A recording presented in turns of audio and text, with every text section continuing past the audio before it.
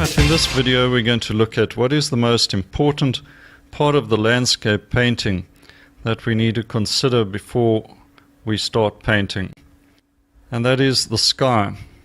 This is the first major part of the landscape to consider. So why is that? Well, simply put, the sky is where the light is coming from, and without the light we have no landscape. The light influences everything. The landscape is directly influenced by the light coming from the sky. So this means we need to get the sky correct, and then the landscape will follow. If we look at this particular landscape at the horizon line, we can see exactly what's going on, that there is a lot of warm color in that horizon, and it's following a gentle gradation as it moves upwards, because remember, the sky leads up and curves over our heads, getting bluer as it goes up. But unfortunately, in our mind's eye, we very often make the error of painting the sky too dark or too blue. This might look like a dramatic sky, but the result is the land itself is going to have to be darker to compensate for the dark sky.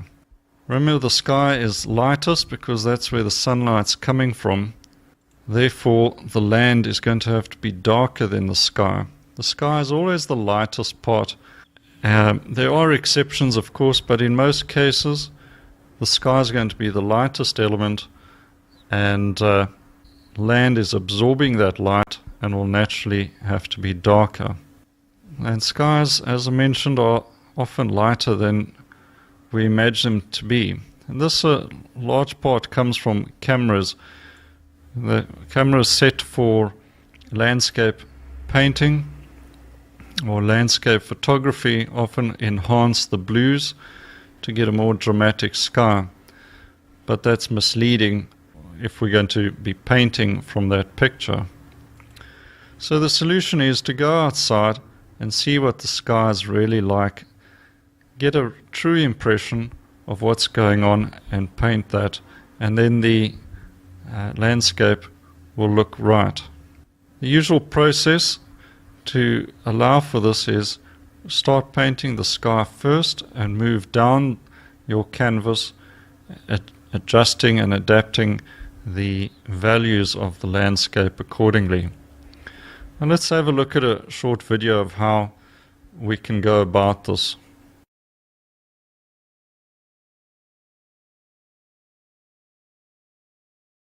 Right, now we're going to look at how the sky should be painted on a sunny day.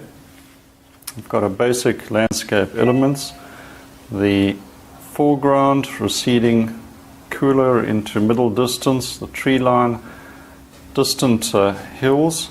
Now we're going to look at the sky. Now I've left the sky till last, and then we'll see how it influences the landscape. Now, very often the sky is lighter than we imagine, and you could start off on your horizon with the sky reflecting some of the warmth from the landscape on a sunny day. So this will also keep the sky much warmer and lighter towards the horizon or the top of the hills. As the sky goes up and over our heads, it will become cooler and bluer, but it is a light gradation in most cases. So whatever blue you use, whether it's cerulean or ultramarine, look at what is actually going on and mix your paint accordingly. Now you can see we're moving from this warm ochre color at the horizon and we're cooling as we go up, but it's not a drastic thing.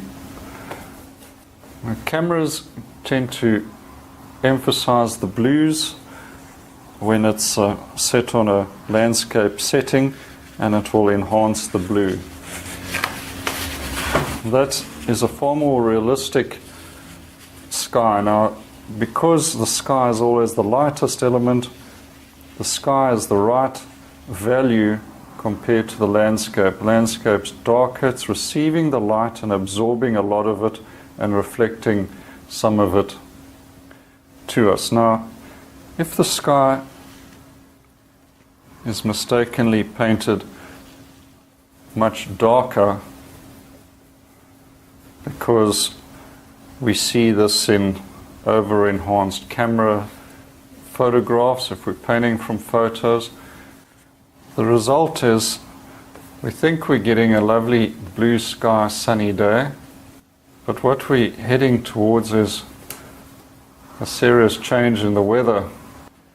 Now, what do we have? We actually have a landscape that is tending to be brighter than the sky. Things are looking a little topsy-turvy here.